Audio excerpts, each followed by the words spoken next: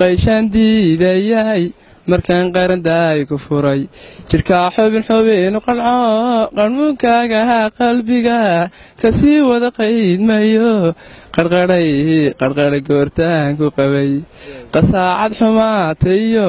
xashiishaan xalay qubaay xolkii qulubkaa tahee miyay qarniyo cid kale habeenba ku qabi kartaa adaa qaylo qiilkaa dhigay jacaylkuma qabo xaqiiq buqeennuna habeen madamo qardaataa ilaa degtee laqofbaataa ilaa hadhee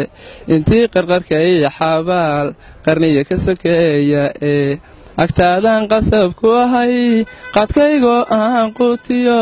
qoyskeennaan quluub ka dhigo